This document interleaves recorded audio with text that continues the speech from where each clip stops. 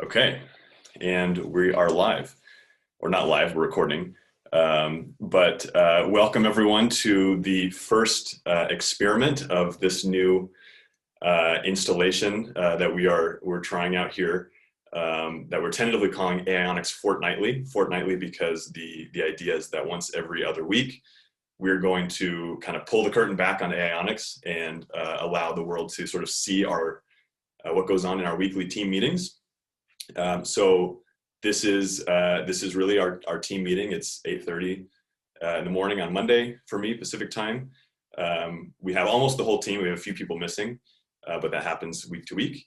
So the goal really is to kind of show who we are and what we do and what motivates us. So these meetings, we're not going to talk about boring internal company matters.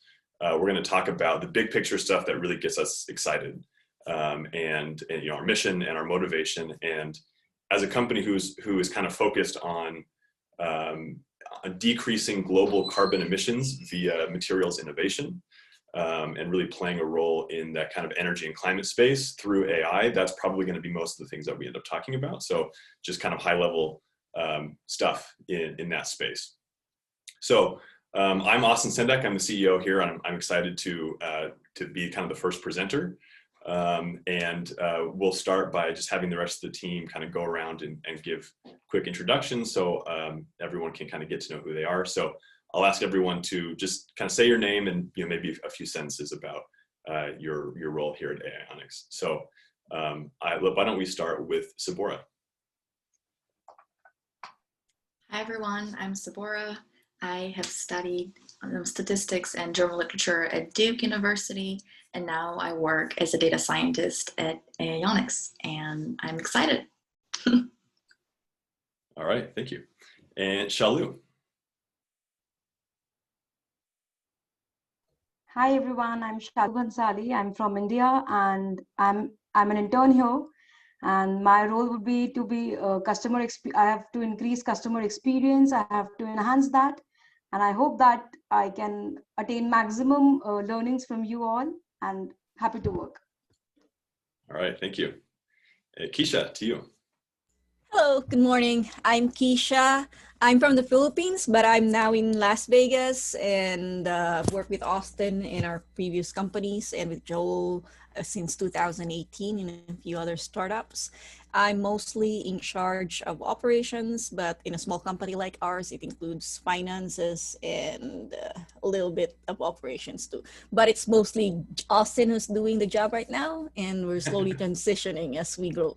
All right, that's it. All right, thanks, Keisha. And Sahil. Hello guys, this is Sahil. I'm from India and I take care of marketing and growth at Aionics. And that's it. I'm very excited the way we're growing. So yes. All right, thanks. Eugene? Hi guys, I'm Eugene, and I'm the front-end developer at Aionics. And I'm essentially in charge of creating the UI and improving the overall user experience of the app. All right, thank you. And Linson. Hi everybody, I'm Linson. I'm the CTO. I built the tech. Perfect. All right, thanks everyone. So now, so unfortunately we're missing our chief scientist, Venkat, today. So he will hopefully be here for the next one in 2 weeks. But let me now see if I can figure this out. I'm going to share my screen. And I can see all of you. Can you see my screen? Okay, perfect. Okay, great. Okay, so let me move this guy. I've prepared some slides just to kind of facilitate a discussion. This is an extremely in-depth topic, and we're going to try to cover it in about 20 minutes. So we're really just going to be scratching the surface, but I'm excited to talk about it, excited to have some discussion with you guys. Actually, your faces are right in the slide, so I'm going to move you down to the bottom. There you are. Okay. The topic here, I've called this Decarbonizing Everything, the importance of materials innovation to addressing climate change. And the idea here is like basically how do we take carbon emissions out of everything that we do? And as a company who's focused on materials innovation, how can we contribute? How can materials generally be a part of this equation? And I think, as you'll see, that materials are not just a part of the equation, they're really central in the equation.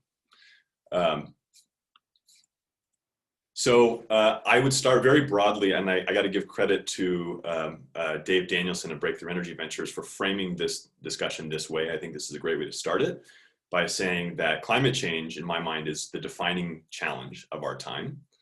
And the reason why is because we have a huge existential challenge ahead of us, which is that we currently have about 7.5 billion people on the planet. And in the next 30 years, we are expected to add about 2 billion more people. That's kind of the average projection. But if we want to keep global climate change or global warming under 2 degrees Celsius, which most people agree we should do, over the course of adding 2 billion more people, we have to cut our energy use, or I should say our carbon emissions, in half of what they are now. So that means all of us have to emit half the carbon we're emitting, but then we also have to let 2 billion more people onto the planet. So this is a huge challenge, and I think it really is the central challenge of our time. And fortunately, we have good tech, which is allowing us to do things in a carbon neutral manner. But there's more. This is a very complicated equation because there's a lot of variables involved. So if we look at where carbon or CO2 is actually coming from, we see a pretty interesting slice of the kind of global economy. Now, I should say, I should pause and just say that there's a whole other presentation here about the science of how CO2 actually leads to disruptions in the climate and how serious those disruptions are. I think that should be a future discussion. So for today, we're just going to kind of take that for granted, that we've all accepted that assumption. So if we have, then there's this question of where does the CO2 that's coming into the atmosphere actually come from?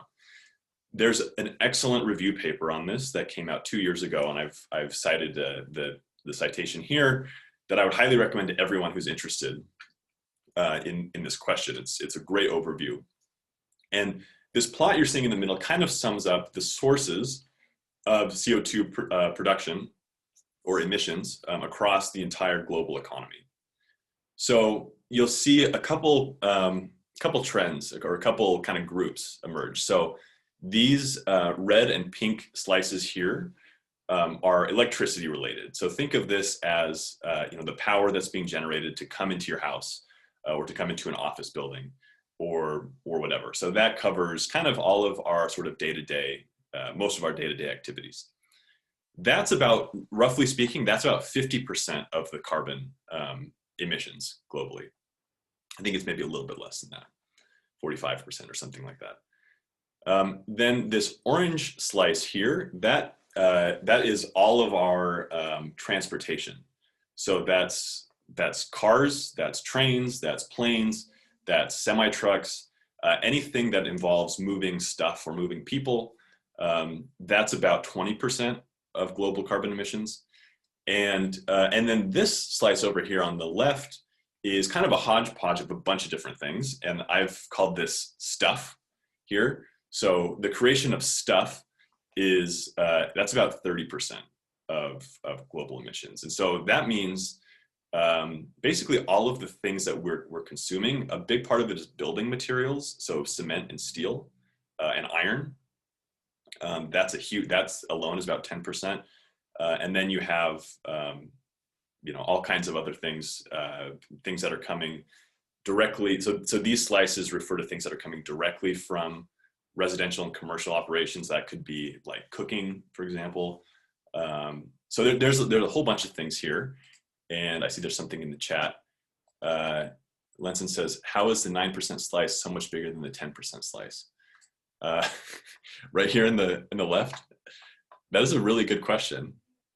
Oh, sorry. Yeah, 9 and 10. I hadn't noticed that. That's Someone should have caught that in peer review, I think. Maybe it's just not drawn to scale.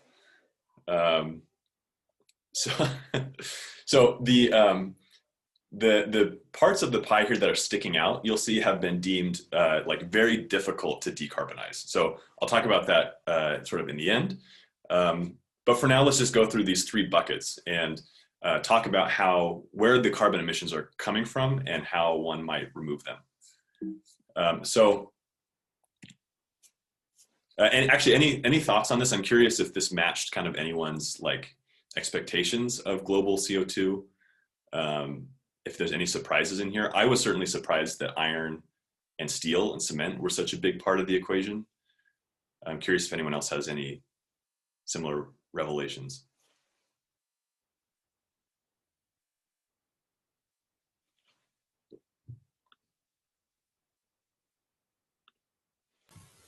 I'm impressed that long distance road transport is only 1%. That's true. I thought transportation generally would be higher. I think in the US, if I remember correctly, I think it is a higher slice of the pie. I think because depending on the country you're in, electricity can have a variable amount of carbon emissions associated with it. And I think in the US, our carbon emissions for electricity are a bit lower, but I think that varies by country. I think it's combined. I think you're missing the moderate, medium, and heavy road transport. That's 5% there, but it's still, yeah, you're right. It's still a little bit, it's still too small, 16% right there. Yeah.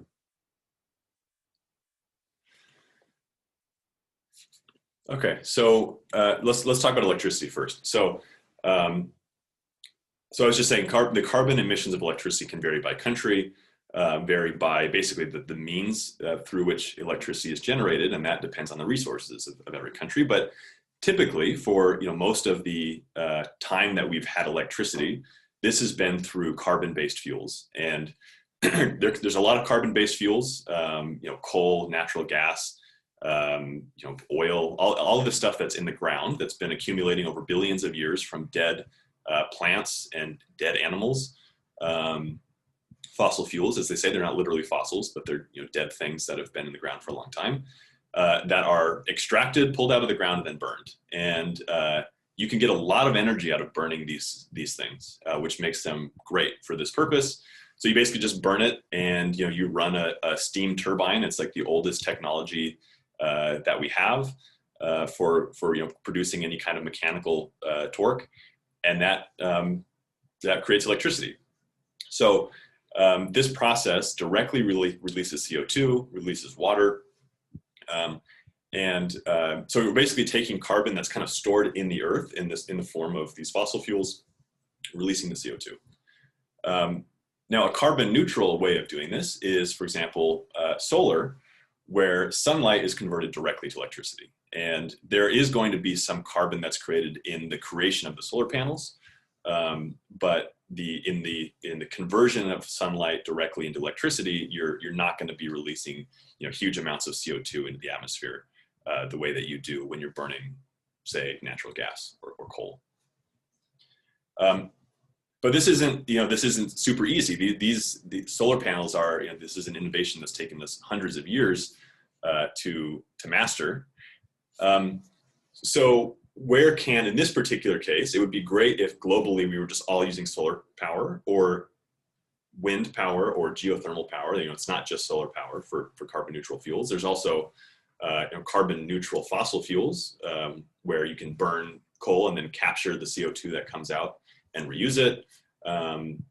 There's a lot of different options here, but there's many places where materials, again, are a critical component of this part of the equation. So if we want to build solar panels that convert sunlight into electricity, well, we need to have good photovoltaic materials for those applications. And there's a whole lot of material scientists working on that problem. Another issue is that, oops, I switched my text here. The second one should be battery materials, and this bottom one should be superconductor materials. Sorry, that's confusing. So electricity from solar is generated on an intermittent basis, so it may not match the rate at which we are actually consuming it.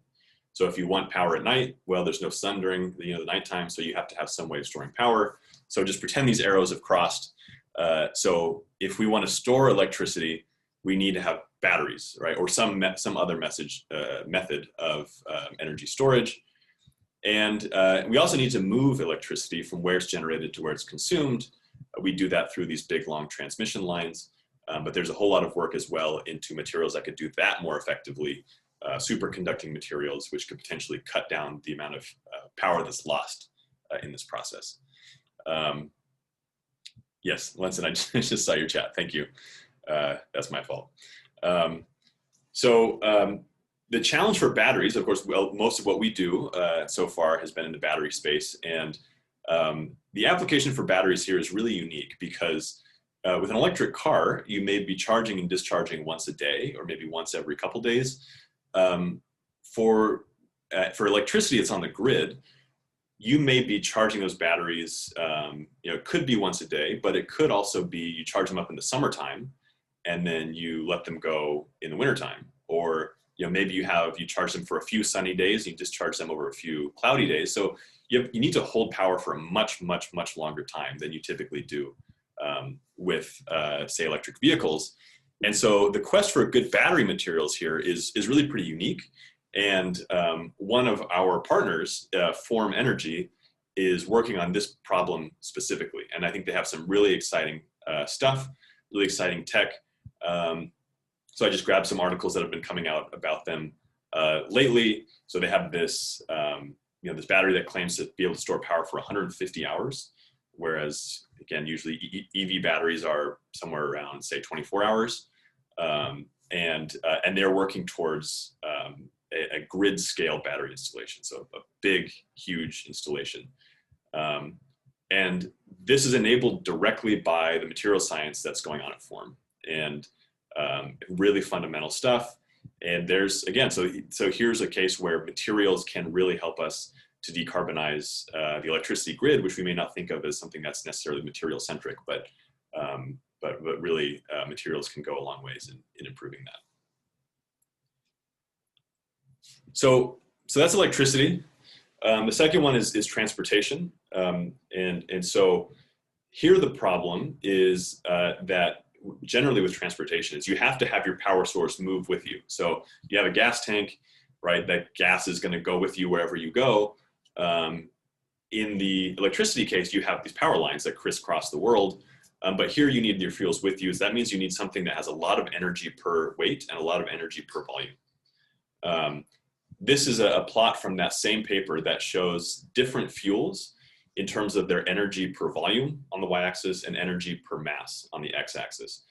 And you can see that basically all of these carbon-based fuels are extremely energy dense on a volumetric basis, and much more so than lithium-ion batteries. So it would be great if we could all drive cars powered by lithium-ion batteries, because then we could just plug into our solar panels. We could do this with no net carbon creation.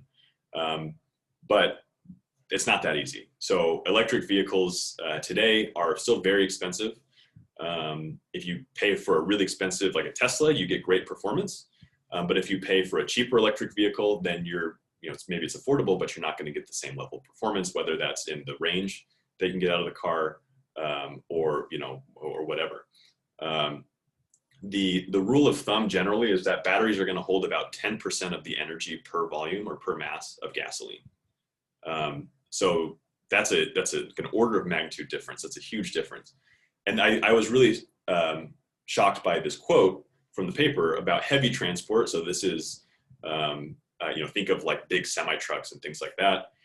The quote said that heavy duty trucks powered by current lithium-ion batteries and electric motors can carry 40% less goods than trucks powered by diesel fueled internal combustion engines. And that's just because the batteries are so dang heavy and they're so dang large. So you've lost a lot of your payload just in moving batteries. I did a back of the envelope calculation once to see if you took a 747 jet and you filled the entire payload, which is like some huge amount of tonnage, with just lithium-ion batteries, and you also didn't put any fuel on it, you also put your fuel weight in lithium-ion batteries, how far could that 747 fly? You get about 60 miles. So, and then you've used all of your fuel. So batteries are just it's so hard to solve this problem of transportation.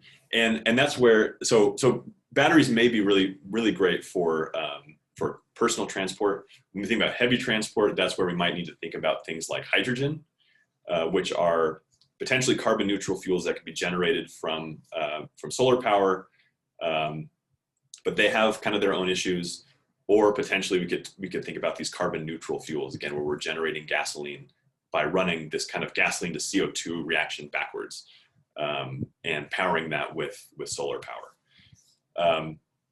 So this is another really difficult problem. These are all difficult problems. And I think the three opportunities, again, for materials are, so electric vehicles are going to be completely dependent upon and enabled by battery materials. Hydrogen vehicles need better fuel cells for burning that hydrogen. Or if you run a fuel cell backwards, you get an electrolyzer, which is used to produce hydrogen. Those both are really kind of the bottlenecks to those vehicles, as well as you have a bunch of problems with kind of storing and moving hydrogen. Or if we want to run carbon neutral gasoline, where you have CO2 and water and air, you put that into a fuel cell and turn that into gasoline backwards, you need really good catalysts. And so, again, these are all things where materials are important. And speaking of batteries, because this is where we work, one of our partners, Cuberg, is working on lithium ion batteries, specifically for, in their case, they're actually looking at like drones and kind of air transport, but very similar to what would be used as well in electric cars. Yeah, so and they're doing a lot of really fundamental R&D. So again, it comes back to the scientists at the lab bench working to find better materials to enable all of these applications. And the third category, this is the one that I find super interesting, is decarbonizing stuff. So all of the things that we consume. I've listed a few here: steel, cement, ammonia, gasoline, water, aluminum. Creating all of these things is surprisingly carbon intensive. And in a lot of these cases, the reason why is because specifically for these kind of heavy industry things, you have to get furnaces really, really hot. And so you have these like blast furnaces that are running at like thousands of degrees. That's really hard to do with electricity, with solar panels. It's really easy to do by just burning gas. So gas is like really hot and it makes things really hot. So that's a huge source of the carbon associated with these. I think cement, I want to say it was like about half of the emissions from cement in particular are just from heating up the furnaces. So that's an issue. But then also the fundamental chemistry here is also uses carbon feedstocks. And so this means you're burning coal or you're burning elemental carbon to create and to purify these materials. In ammonia production, for example, you need hydrogen to stick onto to nitrogen from the air. And the easiest and cheapest way of getting hydrogen is you burn methane. And so you're releasing CO2, you don't even need to, you just need an easy source of hydrogen. So huge problems kind of in all these industries, and these are the kind of hardest ones to pull the carbon out of. And there's a huge list. I mean, I just wrote a few, but like all of these have unique opportunities for materials to play a role. So, hydrogen production, that requires fuel cells. Steel production requires better catalysts. Energy efficient electric furnaces require good resistive heating materials. Water production via desalination requires like membrane materials and all kinds of stuff. Water production via condensation requires hygroscopic materials, all kinds of materials. There's just really too many to list. But I did want to highlight one interesting opportunity here in the last category. Lenson says, let's decarbonize gasoline. Sorry, I just saw that. I agree. That's a really interesting one. So one interesting opportunity in this water production via condensation space is this company called Source, previously called Zero Mass Water. The founder is a material science professor from Arizona State University, and they've generated, so you see him there, this is Professor Cody Friesen standing by what looks like a solar panel. This takes solar power from the sun and uses it to basically pull water vapor out of the air and condense it and drop it into a storage container. So you get, I think it's about 10 liters of drinking water a day, even in places like Arizona, which are very hot and very dry, just from the water that's already in the air as water vapor. And that's again enabled by a core materials science innovation that came out of a research lab. So materials are, again, I sound like a broken record, but they're at really the core of all of this stuff. So I think I have like two slides left maybe, but I wanted to just come back to this plot now that we've kind of walked through these challenges from a high level. Wanted to highlight these hard to decarbonize areas that I mentioned earlier. And I think this probably makes sense having thought about these processes now, like cement, iron, steel. Load following electricity here refers to electricity that can be kind of ramped up and down very quickly. So if everyone turns on, their air conditioner at the same time, you get this huge increase in demand, and you need to be able to dispatch that very quickly. Again, burning fuels is great because you could just, you just turn it on and it burns and it produces power. You can't just force the sun to shine or the wind to blow. And so you have to have a lot of power stored in these batteries, which are ready to dispatch immediately. Yeah, our work is really cut out for us in terms of materials innovation and these challenges. What motivates me is the idea that see Lenson laughing. Material science is not just kind of a niche science. I think materials are at the center of the future of sustainability. We work with companies and with people who are working in this kind of environment, like in this lab here. And when you're in these labs, it's like you feel like you're in this sterile environment, and you're just plugging away on some little component, some little system.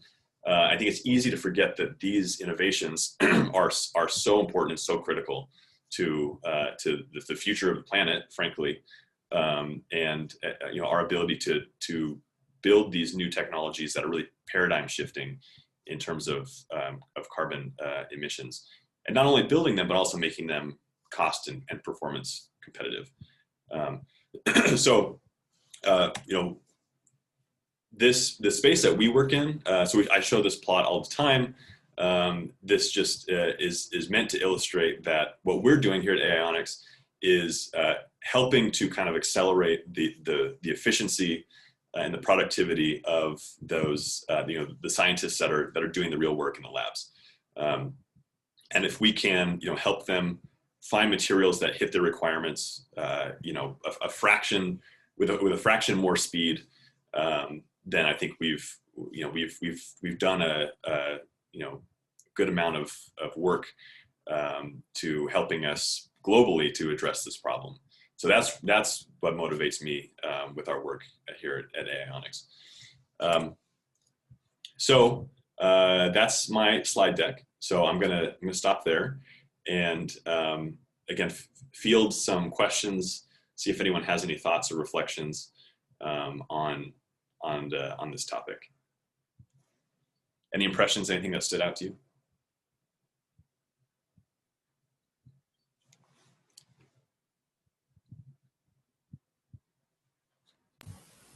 Lovely talk, Austin. Thank you.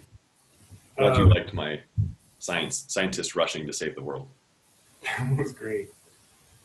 I just have one kind of high level thought when it comes to this topic, and it's we're doing work to try to fix problems that we perceive to be real, and try to fix them before they become much more real for everybody. It doesn't get talked about much. Like we do all this work kind of under the pretense of we're going to solve these problems and maintain our kind of standard of living worldwide. And we don't talk much about when is it time to think about what do we have to give up in terms of our standard of living in order to make, in order to solve these problems. Nobody likes to talk about it. It's extremely unpopular topic. It's bad for the economy. It's bad for our comfort and our standard of living. But I always like to like throw that in. It's kind of the thing that keeps me up at night is like, at what point can we stop trying to meet our needs with technology, and we have to reduce, and instead we turn around and start reducing our needs. I'm sorry, instead of building technology to meet our needs, reducing our needs to meet the technology we have sustainably. And to me, it's just more motivation to work on these things. Because eventually we may have to face that question. Like how badly can we live in order to make the world okay? It'd be really nice to arrive at some solutions that allow us to continue to ignore that question. But I always like to plant that question in there somewhere. That's all.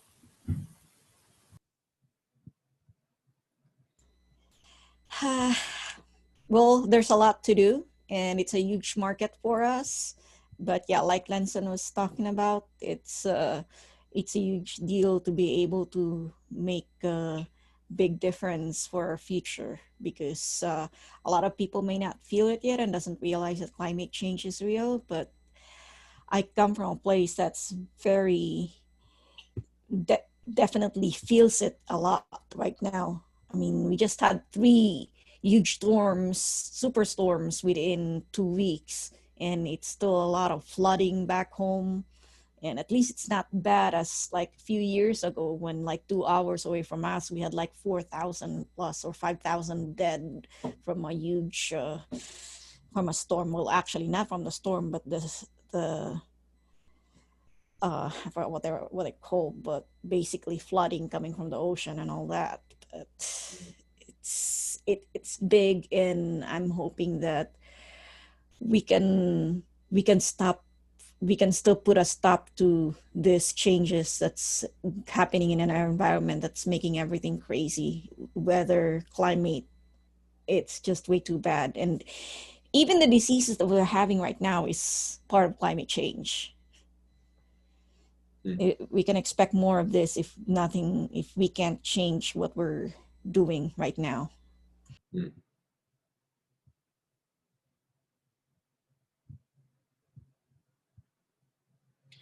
There's definite correlations between, thinking about Lenson's point there, between GDP and energy consumption, and GDP and carbon emissions generally. I'm encouraged by the fact that energy consumption and carbon emissions don't necessarily have to be correlated, but for all intents and purposes now they are. And so it does make it really tough to essentially what effectively take away opportunity or stifle economic growth by reducing reducing energy use. So fortunately, we don't have, it's hard to get around that, but we may be able to do it if we can decouple that energy use from carbon emissions. But that's, I mean, as you can see, that's not an easy problem.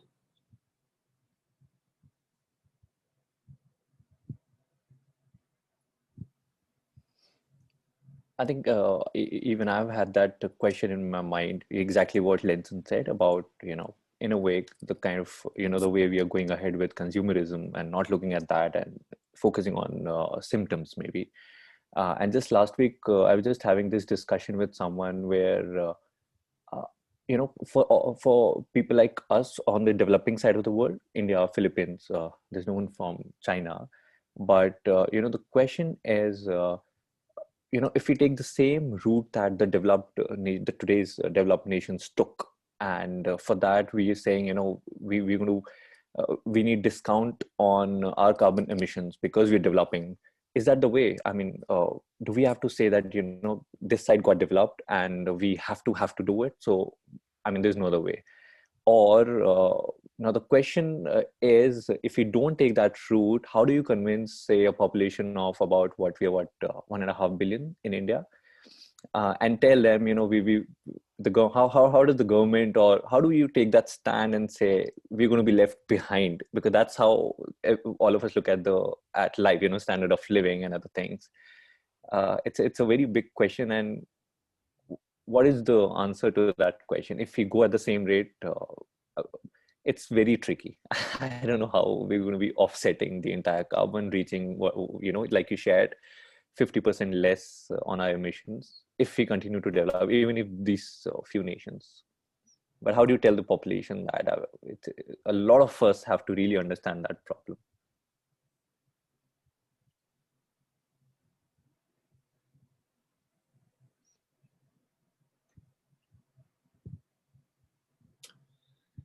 Well, yeah, I think that's the question. I'm hopeful that if we can just make it, well, it sounds really easy, but if we just make it cheap and we make it,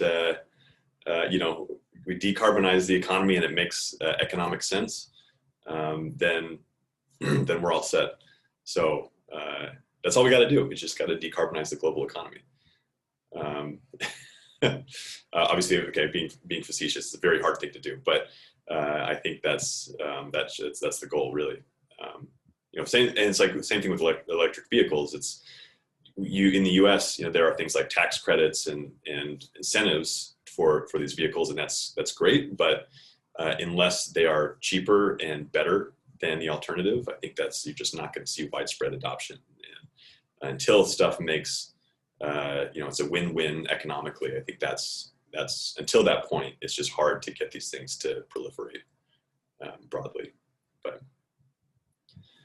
anyway, any parting thoughts anyone wants to share? Or we've gone over our time a little bit, but this has been a really fun discussion. I'm sure this will lead into our next one. So why don't we, if there's nothing else, why don't we end it there? And thank you guys for participating. This was fun. And thanks to anyone who may be watching this down the road. And we'll see you all next time. Bye, guys.